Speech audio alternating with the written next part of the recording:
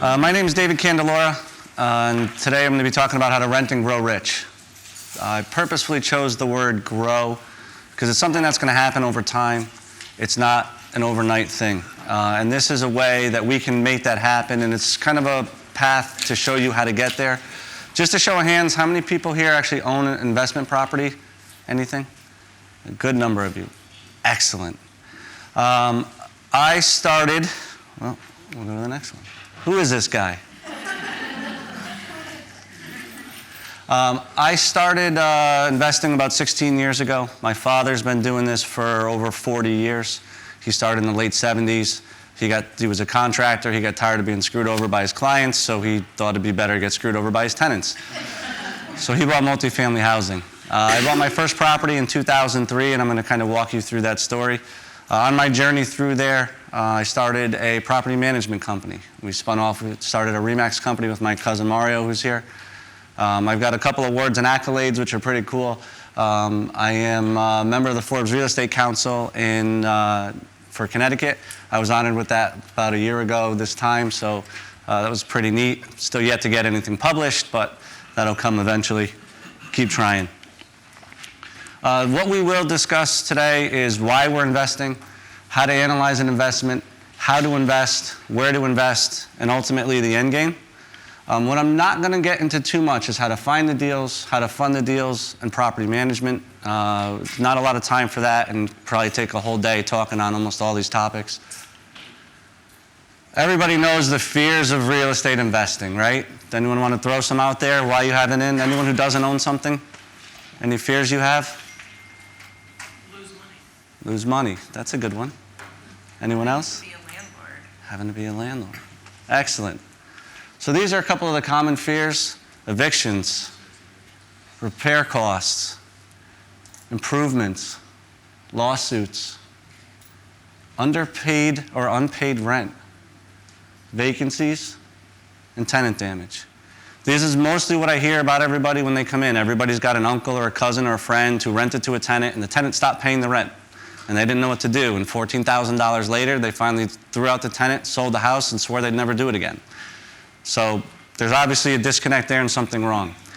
So I'm going to show you my story. This was my start. This is a property I bought in New Haven about 6 months after I graduated college in 2003 on 85 Bristol Street. I bought it for $130,000. Oop, it didn't show up. About 6 months later, I refinanced the property for $185,000. I pulled $85,000 out of the house. I was dumb enough to buy two more. One of them was on West Hazel Street, again in New Haven, a three-family. And then I bought a three-family on Clay Street in New Haven. About a year later, Clay Street became too much for me. It's a predominantly Hispanic neighborhood. I had 3 Hispanic tenants. I don't speak a lick of Spanish. The neighborhood started to change. The market got better. I ended up selling the property. I bought it for about $130,000. I ended up selling it for $228,000 in a year's worth of time. I did a 1031 exchange. I bought 2 other properties with that. I bought a property in West Haven. It's a 6-unit property I still own today on Campbell Avenue. And then I bought a 2-unit property on Blatchley Avenue as a foreclosure. I renovated that. The one on Blatchley I ended up selling about a year ago. The one on Campbell Avenue I own. The property we're going to keep talking about is 255 West Hazel Street. So I was going to just take you through my little story about this house.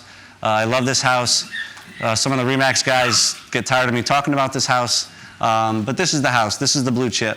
And these are out there. And that's what I'm going to try and get you to do, is to understand that, to change that mindset, and to give you the confidence that you know this and you can do this already. You just have to understand it, put your mind to it, and make it happen. This is my expense sheet for the property. It's one of the handouts that you guys have, so you could follow through if the numbers are a little small. And we can go through this. So these are all the fears that everybody talks about in real estate. So this is a property. This is a 5-year analysis on the property, so this is over time. If you take anything in the short run, you're going to have the highs and the lows of it. So this is 5 years. This is from 2014 through November, or through October, actually, is what it really is. So it's not even a full 5 years. I'm going to extrapolate everything as if it were for a full 5 years, and I'll talk you through the story and you can see what's happening. So first thing, I guess, is the unpaid rent. I've done 2 evictions on this property in 5 years. So those costs are there to call them out. Section 8 repairs, so tenant damage. I had a tenant who was a Section 8 tenant. She moved in, and every year they do inspections. And so if you don't bring the property back up to the code, they're not going to pay you. And they don't care who did the damage, if it's the tenant or you. If the work's not done, you're not paying the rent. So you have the option. Do you do the work or do you not get paid? Heating repairs, $5,000. I had to replace a heating system in the unit. Miscellaneous repairs and expenses, almost $8,000 of miscellaneous repairs and expenses on the property over the last 5 years. Total repair costs, over $21,000 in total repairs to this property. So I bought this property in 2005 as a flip. So the investor bought it, flipped it. Here we are about 14 years later, so that's when you're starting to hit the life expectancy on your water heaters, your furnaces, maybe start having to remodel a bathroom or a kitchen. And the last is, there's the bank fees, your other miscellaneous costs. So I have tenants bouncing checks, obviously, and this goes back to the eviction part. Oop. I got a little, wait a minute, wrong way. Got a little ahead of myself there. What you don't see on here is lawsuits. I wanted Carmine to be here. I specifically asked him to be here as my insurance agent. And he can tell you, he's been my insurance agent for 12 years. And I know one of the things people get upset about sometimes is the lawsuits. And it is a reality. I've probably been sued about 8 to 10 times maybe over the last 15 years. It has cost me $0 out of my pocket because I have insurance. And you want to talk to an insurance agent who knows and understands investment properties. There's different types of insurances, different coverages, commercial lines, loss of rents if your building catches fire. So that's why I specifically asked Carmine to be here for that, because I know that there's a lot of people who do a lot of different things, but this is a specialty and it's a niche, and it's a CYA, and so he's really covered my butt, obviously, for quite some time now. So, please do talk to him. I don't think there's any other insurance agents in here as well, but specifically to that point, I know that there hasn't been any showing up to the YPN, so I specifically asked him to be here. Great guy. He also does my personal lines and things. The beauty about Carmine, too, is that I have sent him policies, and he'll give me the feedback. Dave, this is a great policy. I probably can't do any better. He'll tell me, what we should be, what we're exposed to, what we're not. If he can quote it, he will. So he's been a valuable resource to me for my 15 years. And he also does, I refer him to everybody. So at least get a card from him, if nothing else. All right. So don't listen to Chicken Little. Listen to me.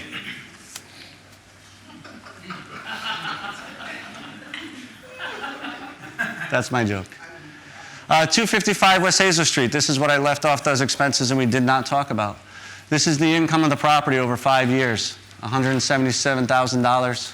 My total expenses were $90,000. The controllable NOI, that just takes out the mortgage or any debt service on the property. So that's what the total is without debt service. So the operating income you can see. The non-operating expenses, my mortgage over the 5 years. That's my total income from this one property over 5 years, $42,000. This is the property as I bought it. Most of the information you'll see here on the sheet. I paid $215 for it. I have a contract to sell it at $275. It's actually $285 with $10,000 back. The closing was supposed to be today. It's actually got postponed until next week. So this is the rundown of that property. I purchased it in 2005 for $215,000. I got a $10,000 seller credit. My initial investment was $35,000. The average annual income was $8,000 a year over 15 years. Contract for sale was $275. Excuse me. The annualized return of 22%, not bad. And during that time period, the property appreciated $60,000. I had $120,000 in rental income and $50,000 of amortization. Who's better than that? And I did nothing. I did it once. I sat there for 15 years and collected the money coming in. What this also doesn't show you is that I had a tenant who was with me for 15 years. She was the first tenant I moved in. I bought the building on May 15th. She moved in on June 1st. She moved out on May 31st. She moved out. I was so heartbroken. I renovated the property, put it on the market. I didn't want to see it anymore. So that second floor and all these rental income numbers, that second floor unit at $1,300 a month has been vacant since June 1st. That also includes a little bit more of the upgrades and repairs that I would have done to sell the property that I normally would not have done while I was renting it. So my expectation was an FHA buyer, do a little bit of nicer things in the basement, clean it, paint it, a little bit of stuff in the front. This is what nobody talks about in real estate. This is the amortization. And this is something that people need to understand and really go through. And if you don't know how the amortization works on a mortgage, your mortgage generally has 4 parts. But when we talk about a mortgage today, we're going to talk about 2 parts. We're going to talk about the interest and the principal. Every month, your mortgage payment is generally the same unless you have a variable mortgage. But the proportions of where that money is allocated changes monthly. Sometimes it's according to a strict schedule. Sometimes it's a crazy calculation. But what you can see here is on this green part on the top, this is what you're paying in interest. So your first mortgage payment, you can see, is virtually 95% of your first mortgage payment is going to the interest. The last 5% goes to the principal. So on a $1,000 mortgage, you might even be a little different now, the rates are lower. You're probably on a $1,000 mortgage payment, you're probably about $100 or $150 of your first payment goes to the principal. The rest of that goes to interest. So over the 7 years that I've owned the property, the 15 years that I've owned the property, you can see that how much more principal payments I'm paying down every month. So as it is an expense, and I consider it to be expense because I'm not putting money in my pocket, this is really like my savings plan. This is like my 401k. It's money that's coming out of my paycheck before I get to play with it, and it's going somewhere for tomorrow.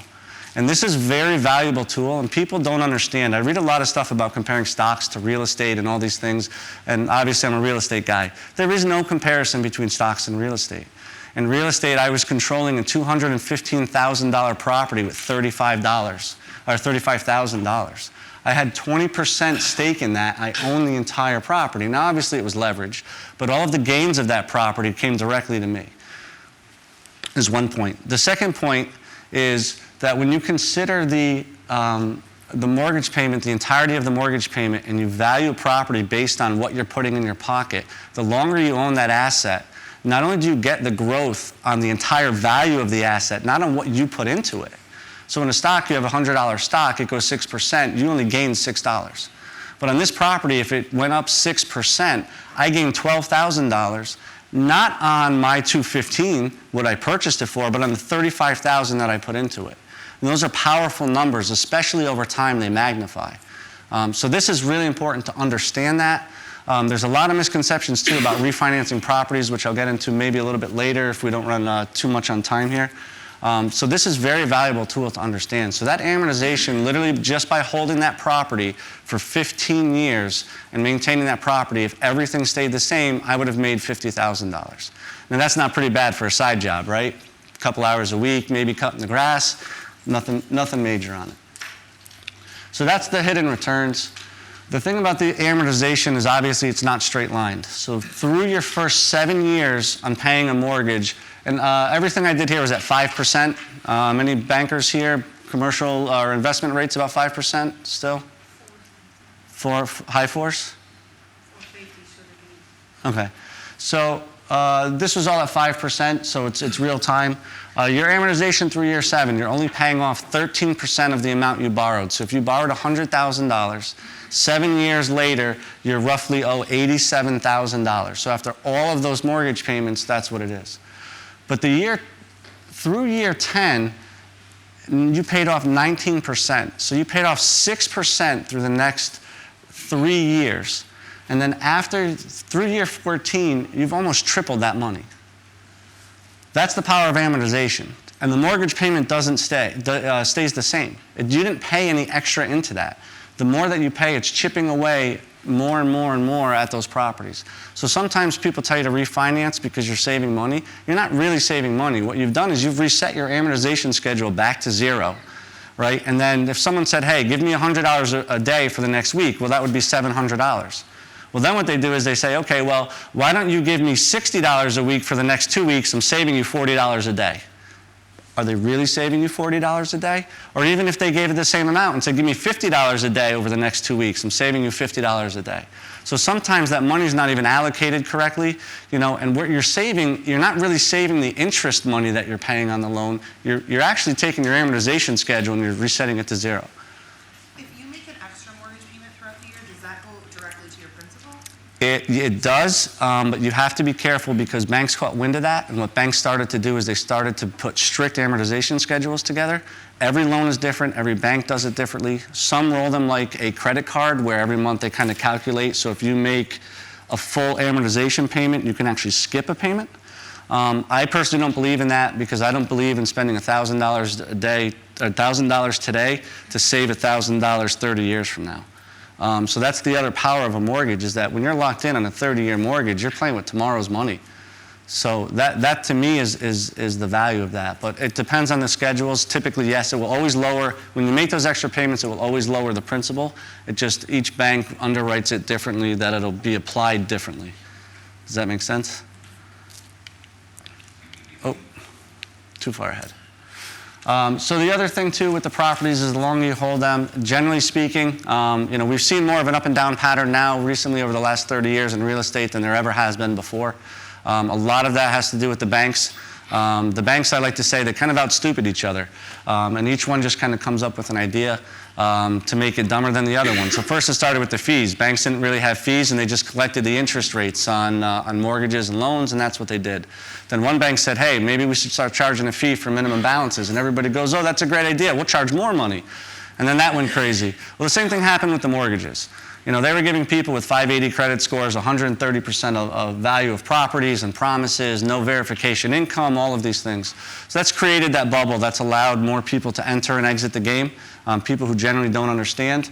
Real estate used to be you have to save and invest. By doing that, you typically became financially savvy and you understood. Now when you have a lot of these loans and a lot of these programs, it was creating those ups and downs, and we're starting to see a lot of them come back. There are a lot of programs now that they keep introducing now with less money down payment assistance. They keep dropping credit scores or all these other programs. So that's really created this bubble in real estate. So your average annual housing increase has been 2 to 3% as a long run. Obviously, from year to year, that'll change, or in any short time period. So over 7 years, the property will increase 14% in value. Over 14 years, the property will increase 32% in value. So essentially, over 14 years, you can create 60% value in your property by doing nothing. Just between a standard amortization schedule and the property appreciation, you can create an extra 60% value to you, not necessarily the property, but to yourself and to your bottom line. And then these are powerful numbers. And this is why the rent and grow rich, because this is growing. This is over time. This is something that needs to be there, and it's going to be nurtured. I've showed you what happens when you have a property where there's some of those issues with it. You can still produce, and you can still produce value there. You just need to set the expectation and the understanding of what it is. And it's that mindset that this is a long, long play. I know there's a lot of people out there who say, let's get rich in real estate overnight. Yeah, not so much, right? And anything, the biggest knock on real estate is liquidity. That's the biggest thing. So it is very difficult when you have the money in real estate to get it out of real estate. But when you understand it and you plan for it, and this is why I wanted to speak specifically with real estate agents or people who are in the real estate industry, because you guys understand this. Also as a side hustle, this is great. You're already showing these properties to your clients. You're already walking around. You're in the MLS every day. There's nobody better than you to figure out values, rents. A lot of the stuff you can do yourself. So that's really why it was important. I thought it's important to talk to people. I actually saw a post on Facebook, one of the real estate groups, and it was what's your side hustle? And some of the things that people do for side hustles, snow plowing in the winter, bartending, those are great. Why not do real estate? Why can't real estate be your side hustle? And so this is part of it. And when you understand the power of these things, this is really what magnifies it. So yeah, the money in my pocket was great every year. But this is really what's going to set you apart from everybody else. And this is the average home sales over the last, I started in 1975. So this is where I bought my first property in 2003. I wanted to show you this because the upswing of the market, when the market crashed, it never fell below the previous peak.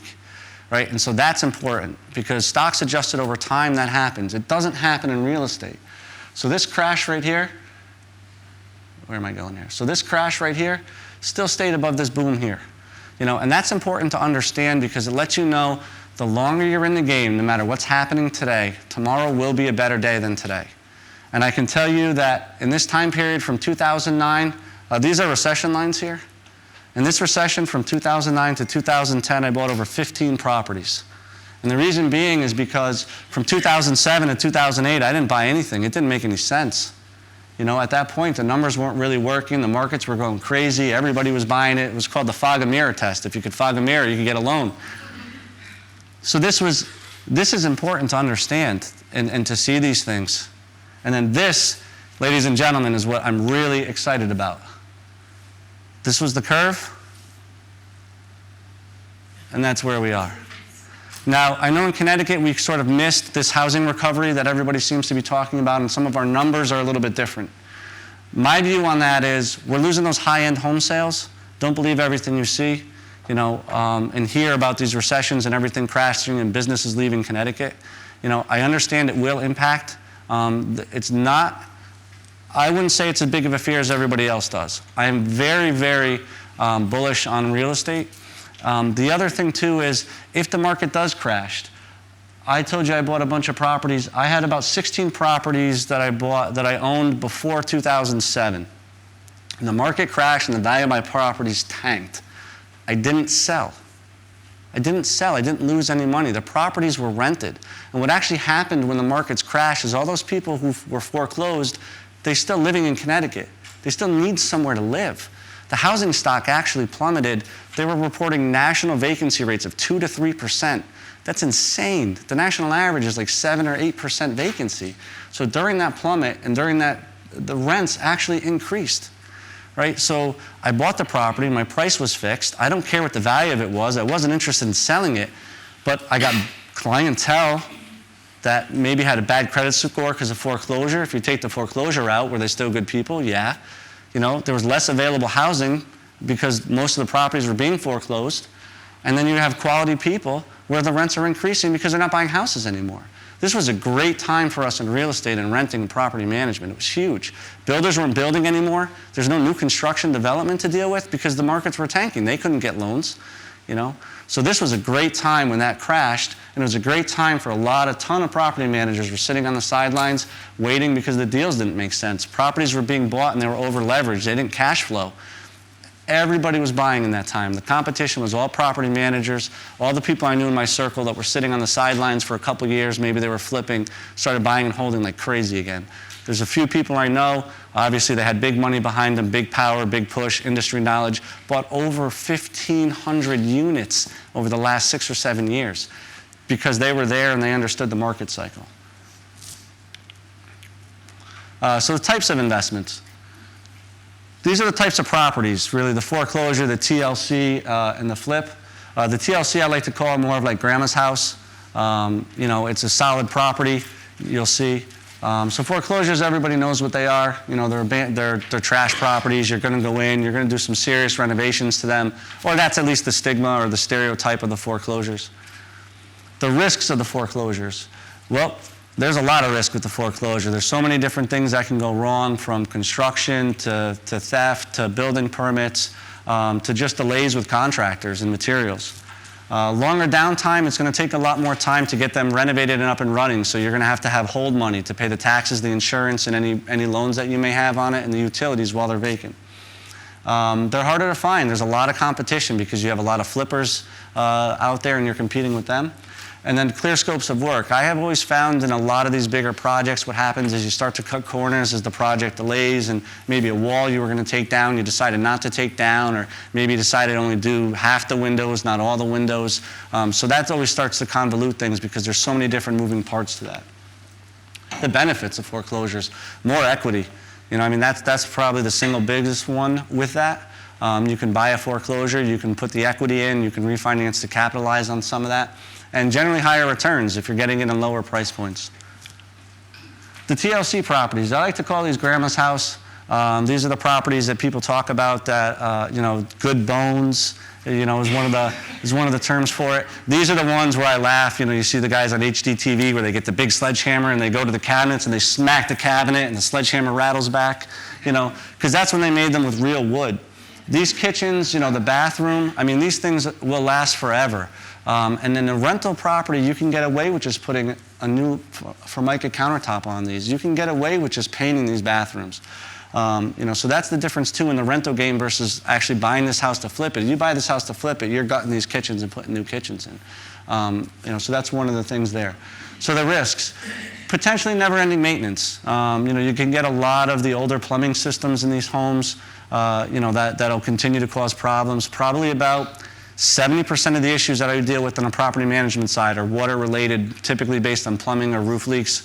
Around the toilets, the bathrooms and things. So, that could be a potential never-ending problem. And then the expensive improvements. That kitchen was fine, for the first 5 or 10 years, and you get a renter in there, but when that renter moves out, you're putting in a new kitchen. The benefits. You will get some equity there. There'll be some value play that's not going to sell at retail. You'll get fair returns on the property, so they're not going to be great, but they'll be consistent. Your improvements will actually increase the value of the home. If you put a new kitchen in any of those properties, you're going to get increased value. And then quicker to cash flow, because they're not going to need a total renovation, maybe just some paint and flooring, maybe just a new Formica countertop or something to that effect. The flips, and these are the ones that people I find a lot are staying away from as investors because we feel like somebody else is making money on it. I think it's just the perception of it. Someone else is making money. They bought the money, they renovated it, and they're going to sell it. Well, I don't want to give them the money. They're a competitor. But these are actually the properties that will perform the best. There's little to no equity when you buy them. You're going to get lower returns. But in terms of pro forma versus actual, what you put on paper versus what you're actually going to put in your bank account, it's going to be a lot closer. And the reason is because all of those repairs are going to be done. In the first 2 to 3 years that you own the property, you're going to deal with just basically wear and tear damage. Maybe a door or two that got repaired instead of replaced. But you're not going to be replacing furnaces or roofs or windows or kitchens. This is all going to be done. It's going to be there for you. So you're going to get lower. You're going to have lower maintenance. Your pro forma versus actual is going to be a lot closer with less variance. And you're going to have immediate cash flow. That property I bought on 255 West Hazel Street, the seller was actually an investor. He's still good friends of mine now. We talk quite a bit, and we talk about this property. He actually allowed me to show that property and get it rented before I even bought it. So that woman that I told you about who moved in on June 1st when I bought the property on May 15th, I was showing it to her prior to. She was a Section 8 tenant. I even had the Section 8 inspection before she moved in when I didn't even own the property. Right? Because he was an investor, he understood. I was showing that property to tenants before I even owned it. So immediately, 15 days later, I'm cash flowing on that property. So that was a win-win for everybody. And I didn't care how much money he made. I knew it was a good buy. And today I would buy 100 more of these if I could. Now the types of properties. This is single family versus multifamily. Single family also is going to include condos. They're very close in terms of a lot of the risks and things. So the single family and condos, the risks, you only have one income. So if a tenant moves out, you have nobody watching the property, you have no income coming into that, you're paying out of pocket every month. You're going to have a lower return on your investment typically because you're competing with more of the standard real estate, you're more in that middle tier. The taxes are generally not any discounted or not discounted, you don't have any economies of scale with that. And then you're volatile to market conditions a little bit more at the single families and the condos. As the housing market takes off, you're going to have less renters because the people who you're looking for to rent those are going to be able to buy homes. So your price point, is going to be competing with that single family entry-level starter home, and so you need to be aware of that. The benefits is to set it and forget it. Typically, there are some renters out there who will never be homeowners. They will stay in that property, and that's the closest they're ever going to come to owning a home, and they will treat that property that way. And when you find those people, they are good as gold. My father had a tenant, lived in his place for about 16 years. The guy was renovating bathrooms and kitchens on his own. Talking to my father how to do it. My father would come down and show him. I mean, this guy was a great tenant. Then he was able to get himself on his feet financially and ended up buying a home about last year in Hamden. Which was awesome. Can't be happier for the guy, phenomenal guy. But he was there for 16 years. It's 16 years and no turnover. 16 years of getting the rent paid on time, and then it's 16 years of amortization, 16 years of market appreciation. Great guy, great property, and that happens, and it's consistent. Easier to maintain. The tenants do most of it. The tenants are cutting the grass. The tenants are responsible for a lot of the upkeep there. Even the nickel and dime repairs you can put back on them. Obviously, if it's the roof is shot and needs to be replaced, it's a little too much to put on a tenant. But you can have them maintain and do more with the property because they're there. It's theirs, and they want to take that pride of ownership. And then you don't have to worry about a tenant mix. You don't have to worry about the tenants in the building arguing with each other because there's only one of them. So unless it's a husband and wife or husband and husband or wife and wife and they can't get along, you're generally okay on that tenant mix. On the multifamily, the risks, potential for more headaches and everything that you can think of. The tenants arguing, something leaks from one floor into another. It's a higher entry cost. Typically, the starting point of multifamily homes is more than the starting point of a single family home. So you need more money in your pocket to come out to be able to purchase these. Maintenance heavier, I wrote, depending on the property and the type, obviously. But you're typically going there and you're hiring somebody to cut the grass, do the snow, even common areas, maybe you clean them once a month or every 6 months. And then you're maintaining the basements, the lights, the smoke detectors in the common areas. But the benefits, you get much higher cash flows on the multifamily properties. You get greater appreciation just on economies of scale. $200,000 house obviously will appreciate at 2%. A single family appreciates at 2%, but you paid more for the multi. So that 2% is actually a bigger number. You're less volatile to market conditions in the fact that your rental base is going to be consistent throughout, regardless of the market conditions. And when the market tanks and crashes and falls off, you bought it for cash flow. So the value of property, even if it's changing, it's still going to be consistent for you. And then economies of scale, and that's one of the things. A 3-family, the taxes aren't 3 times as much as a single family. So it gives you a little bit of a break there in terms of that. The expectation of the investment, and this is really kind of what I want everybody to understand and kind of see these things. And when we talk about these numbers and terms, this is really where it is.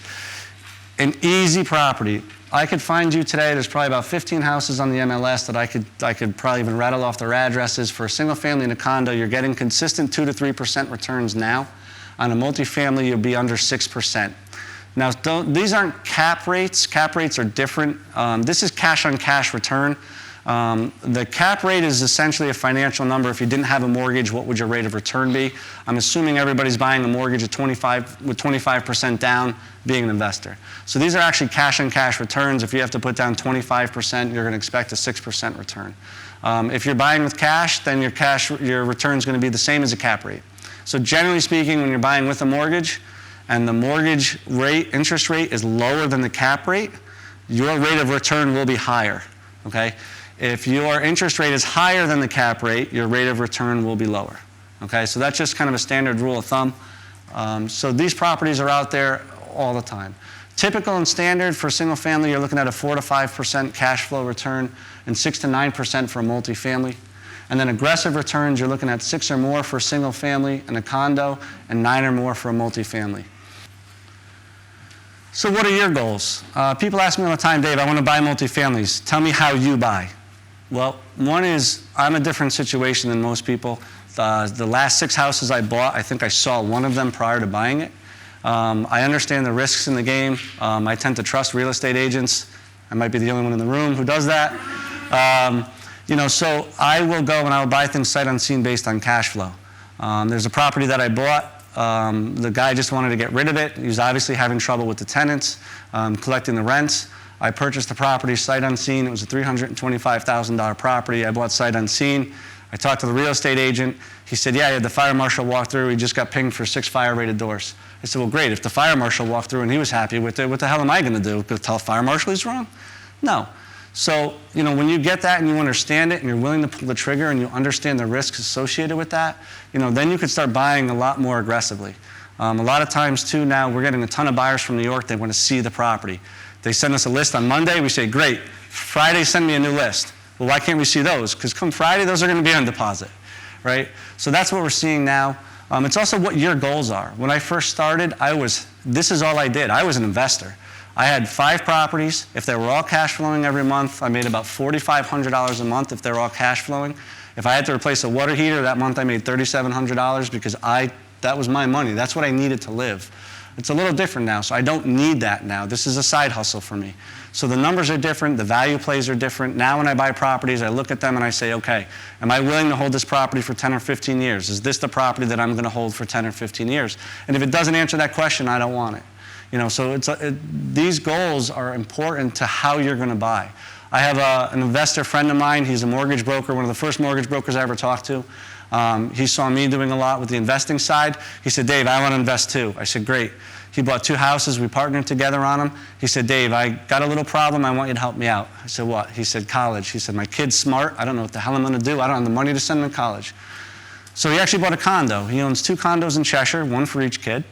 He got 15-year mortgages on them. He bought them when his children were 4 and 7. So now, by the time his kids are ready for college, he's going to sell the condos, and hopefully the market value of the condos appreciates more than the college tuition will. May or may not happen, but he'll have a good nest egg there. The property's cash flow for him very minimally, I think. Both are around an $85,000 investment. I think he cash flows a little over $100 a year after all expenses. But at the end of the 15 years, he's going to own those properties outright. He can sell them and put his kids through college. So his goals are obviously different. He had his steady 9-to-5 job. He had his normal job. This was his hustle. This was his side job. And then he had the pieces in place to make it happen. And again, he was a mortgage broker, so he understands those things. He knew what was going on with this. So, your goals are directly going to relate to the types of properties you buy and how you buy them. Analyzing the property, it's the same for any goal. The calculations are the same, the numbers are the same. It's just how you view them and what you see and what you value more. Cap rate, we kind of touched on that. It's really just, without buying, it's sort of your capitalization rate. It's how quickly it takes the property to pay for itself. CapEx is a fancy term I think bankers made up because I don't know anyone in real estate who was talking about this before 2008. But it's capital expenditures. A lot of people are going to value those differently. If you spend $10,000 on a roof, do you consider that to be a $10,000 expense out of your pocket, that the house has made no money this year? Or do you mentally roll that into the purchase cost of the house? So if you purchased a house at $2,000, is that purchase cost now $210 and the property still cash flowed at $10,000 this year? So this is just more of an accounting thing. It's more of a numbers thing. What I could tell you is stay on point. I have too many times we talk to people and investors and they get sidetracked. They look at 5 or 6 or 10 houses, can't find anything they want, and they went from a flip where I have to do nothing to now they're looking at anything under the sun that they could afford in their price range. Even though those foreclosures or those higher risk properties don't meet their goals, they get distracted and sidetracked because they can't find anything. So the biggest thing is stay on point. Stay with what your goals are. It will come to fruition. But when you keep jumping around, you're going to confuse yourself, and then you're not going to get anything. And then the costs. What are your costs going in? You have to understand those. What can there be, and the risks associated with that. So one of the things I tell people all the time is, you got a great cash-on-cash return on the property, but what are you really going to do with $100 a month? So that's what people need to understand, and you just have to understand that and just be able to wrap your head around it and understand those risks going in. This is the income analysis. This is what I've done for every one of my properties that I ever buy. It's one of the spreadsheets that you guys have as well. If you want to send me an email, you can do that, and I'll actually send you the Excel file. A lot of this information that you're going to get here, you're going to get right off the MLS. So this is my property on 255 West Hazel Street. Hopefully it sells next week. So this is the asking price. I was asking $285 for it. Those are the actual rent rolls on the property. The second floor is a pro forma, obviously, because it was vacant. Prior to the tenant leaving, I actually had it rented for $1,250. Say the market rate's $1,175. These are all the expenses here. Most of them are right off the MLS that you can get. And then some are calculations. So the management fee is 8%, repairs and maintenance 7%. Those are sort of like industry standard numbers to use. The insurance, the actual multiplier on the insurance now is probably 0.02. So we're looking at like $800 to $900 per unit if you wanted to try and do it that way.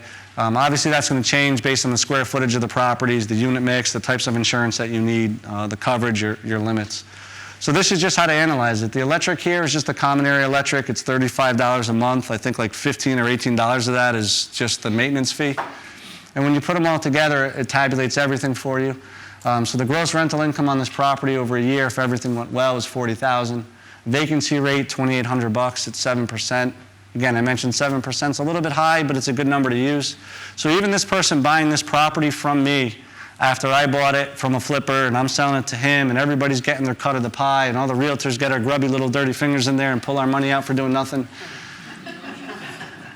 His cash flow is going to be $6,700 a year, and he's going to have, where is it down here at the bottom? And he's going to have a 7.28% return.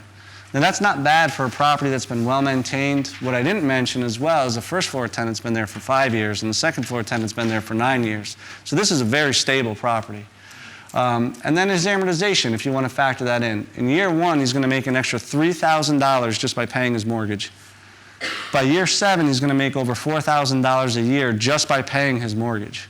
You know, when you start adding those numbers in, your cash-on-cash return on this one, I'm skipping around, the cash-on-cash return here is 9.8%. That's based on his down payment money, right? And then his year 1 return, when you add in the appreciation, is going to be 14%. His year 7 return is going to be over almost 16%. Now that doesn't account any market conditions of appreciation, any volatility with the rents, but that's analyzing it today, assuming today is going to be the rest of our lives. That's what he's going to make. You know, and I think too many people short-side that and they don't understand those numbers. 16% return is phenomenal when you can get it. You know, I hear people talk all the time about stocks getting 6 to 8%. I don't do stocks, but I just hear people complaining all the time. I don't think people get 6 or 8%. But this is real. This is real money, and the best part about this is you don't have to sell this asset to get your money to go reinvest. You know, it's going to be there. It's going to be producing for you. So some of the tips and tricks I use is to match the numbers to the deal. I said a 7% repair rate, but if you're buying, you know, a TLC property or you're buying grandma's house, that repair number you might want to make it a little bit higher. So when you go in, that's when you get Ron, did he step out? That's when you get Ron involved, or a home inspector, and they go through and they help you identify some of the risks with the property, the potential costs going forward. A brand new boiler is going to last you 30 years, but if you buy a house that's 30 years old, you might have to replace the boiler in the next 5 to 7 years. You know, so that's where you want to understand those numbers, and you match the numbers to the deals. Again, the fully renovated versus TLC, you know, a lot of times people don't understand that, you know, in the rental game, if it's there and it's in good condition, it can stay. It doesn't have to be new. And a lot of times I see, I mean, there's cabinets in my parents' house now. Those things have been there forever. I think there's a picture of my father in his kitchen when he was 6 years old. It's the same cabinets. Those cabinets will outlive all of us, right? I mean, so you don't have to replace them just because they're old. You know, in a rental, you could just put some new knobs on it, maybe paint them white, and it's good as gold. You know, so there's a lot of little differences there and subtleties that you can get, because the renters, most renters are thinking about 3 to 5 years, maybe 1 to 2 years. They're not thinking about, I'm going to live in this home forever, the way a buyer would. The risk approach versus projected cash flow. This is flipping the numbers. So this is where you take the profit of the property and you look at it and you say, okay, if I'm cash flowing at $1,000 a year, what are the repairs that I can pay for this? So if I have to replace a water heater, how many months or how many years is it going to take me to pay for that? If I have to replace a roof, how many months or how many years is it going to take me to pay for those things? And then it's also if you have a vacancy. You know, if you have a single-family home making you $100 a month and you're renting it at $1,500 a month, when that goes vacant 1 month, you've lost a whole year's worth of income. So that's a freebie right there. So you just need to understand those numbers and just be able to accept what you're getting into. You know, and that's one of the limiting factors that I talk about. You know, with analyzing the property, is that there is that little bit that you just want to make sure that every deal is unique and that you understand those subtleties going into all of those deals. Common mistakes. I laugh at the first one. I put it first. I'm going to learn how to do it myself, then I'm going to hire somebody else. That's the dumbest thing I've ever heard. Why would you learn how to do it, then hire somebody else once you're good? That amortization schedule, that's also the learning curve, right? By the time you get really good at it, then you're going to go pay somebody. No, let somebody else who knows what they're doing figure it out. You know, oh, I'll manage it myself, and then until it gets too hard, until I have too many, I'll let somebody else do it. It's the wrong mentality with this. You know, you want to make sure that you surround yourself with the professionals, let them do what they do, and you do what you do. You know, and that's going to be the quickest way to get you where you want to go. It's vacant now, I'll do it after I have it rented. You're never going to do it after you have it rented. And when the tenant's living there, it's going to cost you a hell of a lot more money than if you did it when it's vacant. And you probably would have got more money in rent if you did it before the tenant moved in and rented it to them. And it would have been easier to rent it. Do it now. Too many times I see people shopping around for the best price for repairs. If you don't have a repairman ahead of time, the first one who answers the phone is the one you're going to hire. You do not want a tenant going over Christmas break without having heat because you are shopping around for the price. Because everybody else knows the guy with the lowest price, they're all calling him too. So you want to make sure that you have those pieces in play and that you find those people who are going to be there and be reliable. Indecision and fear. A lot of times I see people getting in, they try and buy a property, they don't, they put an offer in, they're not sure, they don't trust their numbers. You need to trust your numbers. What I will offer everybody in this room is if you're going to buy a multifamily property and you want to send me the MLS number and you send me how you analyze it, I will work it through and I will call you on the phone. I will give you an hour of my time, 2 hours because I like to talk, to help you go over that property. I will talk you through it. I will make sure that property is your goal. If you get that property under contract, I will accompany you with your home inspector to that property, and I will give you another hour of my time to walk through that property with the home inspector. Because the home inspector is going to tell you the boiler's got 2 years left on its life, the roof is shot, this and that. I'm going to tell you if you take this wall down, you're going to get $100 a month more in rent. You don't need to replace that kitchen. That's what I'm going to do when I go through with you. So I will offer that to anybody. One caveat, it's got to be within a half an hour or 35 minutes in New Haven. That's my home base. Other than that, I'd be more than happy to help you, talk with you on the phone and analyze it. If you send me a deal on the MLS, I promise you, if it's a listed property, I promise you I will not go in and put that offer in. Unless a week later it's still active on the MLS, I'm going to put the offer in for you and I'm going to send it back to you and have you sign it. Right? And then over-leveraging the property. Too many times I see this with people where they have a lot of equity in the property and they refinance and the property doesn't make sense to hold anymore. So they were making $1,000 a month, they pulled out $100,000 in equity, now they're only making $400 a month, and for whatever reason their lifestyle changed, they don't want to deal with it anymore. At that point you're better off selling. I see too many times people just leverage it because they have the equity there. If you have the equity and you don't want the asset, get rid of the asset. And that's one of the things that I see too many times people make that mistake or they get wrapped up. Or then the other thing too is then when you refinance, you reset your amortization schedule. And that's one of the biggest things, that when you do that, you are capturing that equity, but you also have to understand then when you want to sell that asset later, you've already taken all your money out of it. You refinanced it. You pulled $80,000 out. You don't have any money left in the house because you refinanced it. So now you're selling the house for free. Right? And it's that mindset that I've seen people kind of hold on to it. Well, I'll wait till the market appreciates.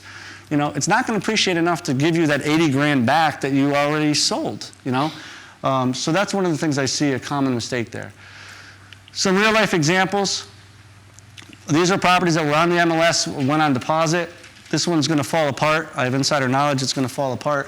This is a single family home listed at $99,000. Okay, it's rented at $1,250 a month. I think on the $1,250 here. This is a 6.36% return. Okay, so this isn't a bad deal. This is a fairly renovated property. It's got vinyl siding, new roof, new windows, semi-updated kitchen. It's got a heating system in it that's about 15 years old. It's a baseboard heating system. Single-family home, one-car garage. Right, so these are just some ones that I put up on the market. So there's the list price. And most of the information you're going to get populates from here. The taxes on it, that double skipped. This is a deal that fell apart because of title issue. It'll probably be coming back on the market in about 6 months. All right, it's a two-family in Meriden. I love Meriden, ladies and gentlemen. Meriden is phenomenal, okay? The taxes in Meriden are about half of what they are in New Haven. The rents in Meriden are comparable to New Haven. The values of Meriden have not hit New Haven yet, okay? So They will be. Meriden also has a bunch of high-end housing going in. I can tell you the best thing for your multifamily house is when they put in high-end housing and 3-bedroom units start renting at $2,500 a month. Because my 3 bedrooms are at $13,000, and they bring the attraction in, and our units will increase in rent when they start doing that. I love Meriden right now. Okay, I didn't love it 5 years ago. I stumbled into it. And I can't get enough of Meriden. We're constantly looking at properties in Meriden. We're probably in Meriden looking, for every 1 property we look everywhere else, we're looking at 2 in Meriden. Meriden has got a lot of properties too that compete with these that aren't renovated. They're not up to shape. We actually renovated this house. It was fire damaged. And the building inspector couldn't believe, all he said during the entire final inspection was, "I can't believe you're selling that home." The pictures from the flip house in here are actually from that home. So this is a home that I'm renting to lower income Section 8 tenants. And the building inspector was blown away. The entire inspection, all he said was that. He said, "I've never seen a house like this in Meriden, being rented like that before." He couldn't understand it. So when you run the numbers here on this one, these are the actual numbers. Based on the repairs, this property was fire damaged, fully renovated, all permits pulled, signed off. The buyer on this was going to get a cap rate of 8%. Cash on cash return for them at 25% was going to be 13%. If you factor in the amortization, year one, you're getting a 17% return. And this is money where you park. I mean, this is a house you could literally own for 5 to 7 years with minimal maintenance and upkeep on it. There's a 2-car garage there. This house also has a slab in the back where the electric and the plumbing are already pulled to it. Maybe there's the potential, I never looked into it, for a third unit, right? So these are properties that are there. Those are the numbers. You could see the appliances included, if any utilities are included. Try and stay away from, on your first one, anything with utilities included. If you can. Obviously, if the numbers look great, do. But that starts to get pretty dicey when you start paying for things. It also points to legality of what's there and what's not. This is another one went on deposit just the other day. $249. The contract price is $245. Again, the cap rate is 7%. And so these properties, these are investors that are selling these properties that have held on to them for 15 years, capturing the appreciation and ready to move on. Doug's kicking me out. The end game, to sell when? The time you sell is when your equity in the property is appreciated so much. That's really when you want to sell. So what I call is return on equity. So if you have $100,000 in equity and you're making 10 grand a year on the property, that's a 10% return. When those numbers start to get to 3 to 4%, you want to either reposition yourself with a mortgage or you want to sell the property. Because then you can take that money and you can go buy more houses with it. And that's really what that's about, right? It's upscaling and leveraging, to get there. Then these are some of the obvious benefits. You get tax breaks. If you are a real estate professional, which most of the people are in the room, you could define what real estate is. You get to take losses from your rental properties. You get to depreciate your rental properties to offset any commissions income or any of your other income. 1031 exchange, most people know what that is, but it's just selling a property, taking all of these proceeds, not all the proceeds, all of the money from that sale, buying something better. You don't have to pay taxes on it. I didn't know this, but if you die and you transfer that property to a family member, the taxes disappear, and it's like they never did a 1031 exchange. So that's a great way to pass on things if you start rolling up. This is, again, my name, my cell phone number, my email address. I was serious. If you guys want to get into real estate investing, if you have a property and you're interested in it, call me. I will help you get there. I will help you to grow your tree so that you can be rich. Any questions?